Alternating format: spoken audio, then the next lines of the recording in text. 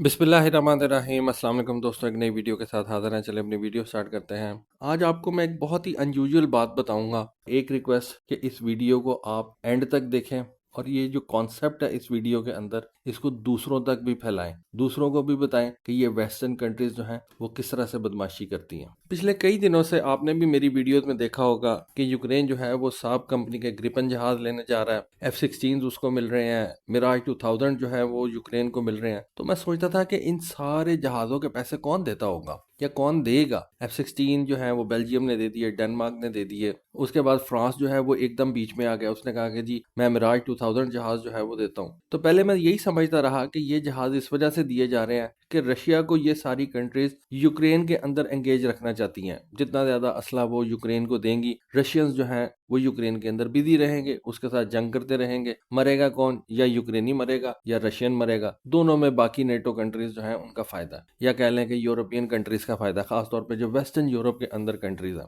बल्कि आज भी अगर आप यूरोप कभी जाएं तो वहां पे एक टर्म यूज होती है ईस्टर्न यूरोपियन। तो यूरोप के अंदर भी एक डिवाइड है, ईस्टर्न यूरोप है और एक वेस्टर्न यूरोप है। तो मरेगा कौन? मरेंगे eastern Europeans, Russians, Ukrainians. Western Europeans जो हैं उनको तो कोई प्रॉब्लम ही नहीं है। लेकिन इसके साथ साथ एक और वजह भी थी, और वो वजह जो है वो अब मेरे सामने आई है। क्योंकि जब ये पता चला ना कि साब कंपनी के 100 ग्रिपन जहाज जो हैं वो यूक्रेन को मिलने जा रहे हैं, तो मैंने कहा यार, मैंने अपनी वीडियो में भी बोला था कि 100 जहाजों के पैसे कौन देगा आपको? इतने पैसे यूक्रेन के पास कहाँ से आएंगे? वॉर टॉर्न कंट्री है। 3 साल हो गए हैं, रशिया ने बम मार मार के उसका जो है वो बुरा हाल कर दिया हुआ है। जब रशिया को ज्यादा गुस्सा चढ़ता है, यूक्रेन के बचे कुचे इंफ्रास्ट्रक्चर को वो जो है तबाह करना शुरू कर देता है। कभी पावर प्लांट्स उड़ा देता है, ऐसा इंफ्रास्ट्रक्चर जो कि लोगों के लिए जरूरी होता है, रशिया उसको जो है वो गाहे बगाहे तबाह करता रहता है। तो यूक्रेन की इस वक्त कोई ऐसा आमदन भी नहीं है, कोई एक्सपोर्ट्स भी नहीं है। तो इतने पैसे कौन देगा? इतनी एड कौन यूक्रेन को जो है वो देगा?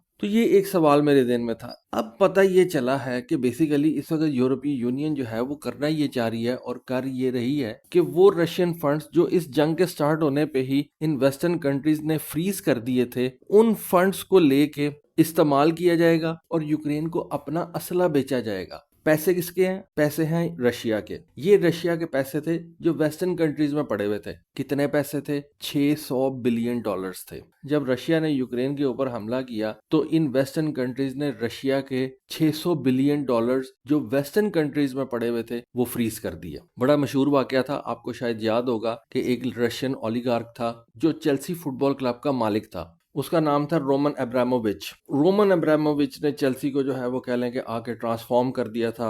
चेल्सी जिसको पहले शायद इंग्लैंड के बाहर बहुत कम लोग जानते थे, एकदम जो है वो एक बहुत ही मशहूर क्लब जो है वो बन गया और इंग्लैंड की प्रीमियर लीग भी जीतना शुरू हो गया और यूएफए चैंपियंस लीग जो है उसने वो भी जीतना शुरू कर दी। उसने पैसा ही जो है वो अपने इस क्लब में बहुत ज्यादा लगा दिया था। तो क्योंकि वो रशियन था और एक रशियन ज्यू था, लेकिन ज्यू होने के बावजूद इन वेस्टर्न कंट्रीज ने उसको कहा था कि हम आपको एक मौका देते हैं, आप ये चेल्सी का फुटबॉल क्लब बेचें और यहाँ से अपने पैसे लेके चले जाएं। तो उसने कुछ ही अरसे के अंदर ये चेल्सी फुटबॉल क्लब बेचा और उसने अपना पैसा जो है वो निकाल लिया या नहीं, ये तो खैर अब मुझे ज़हन में नहीं है। लेकिन ज्यू होने के बावजूद जो है उन्होंने इस रोमन अब्रामोविच को जो है वो धमकियां लगाना शुरू कर दी थी। तो ये जो यूरोपियन कंट्रीज हैं वो ये कह रही हैं कि जो 600 बिलियन डॉलर उस वक्त हमने रशिया का फ्रीज किया था, जो हमारे बैंकों में पड़ा हुआ था, हमारे पास किसी एसेट की सूरत में पड़ा हुआ था, गोल्ड एसेट हो सकता है या कोई भी हो सकता है, उस पैसे को हम इस्तेमाल करके तो यूक्रेन को ये फाइटर जेट्स जो है वो देंगे। कौन से फाइटर जेट्स देंगे? F-16 देंगे, मिराज 2000 देंगे, रफाल्स देंगे। क्योंकि यूक्रेन का जो प्रेसिडेंट है उसने कह दिया कि इस वक्त हम 3 जहाजों के ऊपर बातचीत कर रहे हैं। एक रफाल के ऊपर बात कर रहे हैं, यानी कि फ्रांस जो है वो अब अपने रफाल त्यारे को पिच कर रहा है यूक्रेन को कि भाई आप रफाल ले लो, पैसे हम रशियन पैसों से जो है वो ले लेंगे, आपको पैसे देने की भी जरूरत नहीं। तो इस तरह से ये जो कहते हैं ना बंदर बांट, वो ये सारे वेस्टर्न कंट्रीज रशिया के पैसे की बंदर बांट करने लगे हुए हैं। तो आप अंदाजा लगाएं कि ये किस तरह की बदमाशी करते हैं। अब सवाल ये पैदा होता है कि क्या पुतिन इनको ये पैसे हजम करने देगा? मेरा नहीं ख्याल कि वो इतनी आसानी से इनको ये पैसे हजम करने देगा। वो इनको कहीं ना कहीं से जो है वो दबा के रखेगा। लेकिन इस वक्त जो है ये वेस्टर्न कंट्रीज जो है वो रशिया का पैसा दबा गए हुए हैं। और वैसे भी आपको पता है कि ये जो कैपिटलिज्म है, ये जो बैंकिंग सिस्टम है दुनिया का, जहाँ इनका ये सारा पैसा पड़ा होता है, वहां पे तो एक एक दिन का जो है वो इंटरेस्ट रेट आपको लगता है, उसके आपके पैसे बढ़ते हैं, आपको एक एक दिन के पीछे जो है वो पैसे के ऊपर सूद मिलता है। तो 3 साल से ये जो पैसे रशिया के इन्होंने नीचे लगा के रखे हुए हैं, उनका इंटरेस्ट ही कितना ज़्यादा जो है वो बन गया होगा। और ये वेस्टर्न कंट्रीज बैंकों से इंटरेस्ट लाजमी लेते होंगे, और वो जो $600 बिलियन है, अब वो $600 बिलियन नहीं बल्कि उससे भी ज़्यादा कहीं आगे बढ़ गया होगा।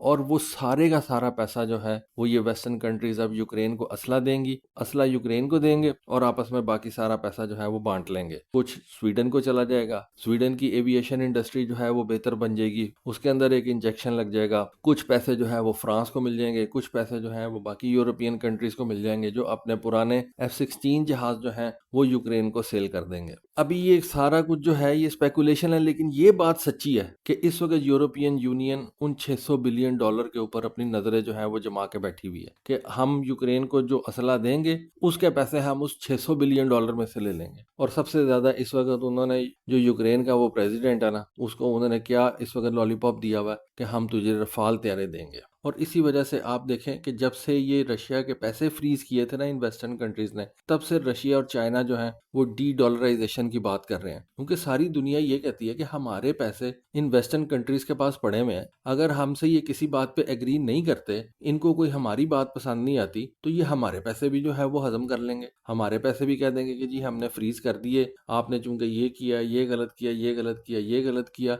वेस्टर्न कंट्रीज के मुताबिक ये गलत किया है तो हम आपके पैसे जो है वो दबा लेते हैं। रशिया के साथ इन्होंने ये किया, तो ये तो कुछ भी कर लेंगे, किसी के भी पैसे दबा लेंगे, सिंगापुर के पैसे दबा लेंगे, जापान के पैसे दबा लेंगे, साउथ कोरिया के पैसे दबा लेंगे, ये जो गल्फ कंट्रीज हैं इनके पैसे दबा लेंगे। इनके पैसे दबाना तो सबसे आसान है, ये तो वैसे ही बड़े ज्यादा जो है इन वेस्टर्न कंट्रीज के ऊपर डिपेंडेंट है, तो इनके पैसे, जिनके पास पैसा भी बड़ा ज्यादा है, इनका पैसा दबाना कितनी की बड़ी मुश्किल बात है। तो इस वजह से अब चाइना और रशिया जो है वो सारी दुनिया को ये कह रहे हैं कि जी ये डॉलर की ट्रेड से बाहर निकलो, डी डॉलराइजेशन करो। अमेरिका पूरी दुनिया को डॉलर के सर पे चला रहा है, आप अपनी कोई करेंसी जो है वो डेवलप करो और उस करेंसी में ट्रेड करो ताकि आपको डॉलर की जरूरत ही ना रहे। और ये मैं आपको बात बताऊं कि अगर आप पिछले 3 सालों का, या कह लें कि फरवरी 2022 से जब से ये रशिया और यूक्रेन की जंग शुरू हुई है, डॉलर को देखें तो डॉलर जो है वो डिक्रीज हुआ है। बीच में ये एक दफा डॉलर ऊपर भी गया, लेकिन ओवरऑल अगर आप देखें जब से ये यूक्रेन और रशिया की जंग लगी है, डॉलर नीचे आया। इससे क्या आपको जाहिर होता है कि दुनिया की बहुत सी कंट्रीज जो हैं वो अब रशिया और चाइना की इस बात को मान रही हैं कि ये बदमाशी जो है ये वेस्टर्न कंट्रीज करती हैं, हमारा पैसा जो है वो नीचे लगा लेती हैं, और बाद में फिर इसी तरह के फैसले करती हैं कि ठीक है रशिया का $600 बिलियन जो है उसके कुछ रफाल लेके यूक्रेन को दे दो, उसके 100 ग्रिपन जहाज जो है वो लेके यूक्रेन को दे दो, और इस तरह के काम जो है वो करते हैं। पैसा किसी का यूज ये कर लेंगे और मरेगा कौन? यूक्रेन और रशियंस। तो बहरहाल जी इस वक्त ये सोच चल रही है कि यूक्रेनियंस को जो है वो अब उन्होंने रफाल तैयारे देने हैं। कैसे देने हैं वो मैंने आपको बता दिया। इस वक्त वो ये सोच रहे हैं कि ऐसे देने हैं, हमने यहाँ से पैसे निकाल लें, वरना यूक्रेन के पास तो पैसा नहीं है इन रफाल तैयारों को परचेज करने के लिए। तो इस सारे सिनेरियो के बारे में आपकी क्या सोच है, प्लीज कमेंट सेक्शन में जरूर जो है वो शेयर कीजिएगा। तो दोस्तों ये थी आज की वीडियो, ये थी आज की इन्फॉर्मेशन। होपफुली आपको आज की वीडियो, आज की इन्फॉर्मेशन पसंद आई होगी। कमेंट सेक्शन में अपनी राय से जरूर आगाह कीजिएगा। आज के लिए बस इतना ही। Thank you. Allah Hafiz.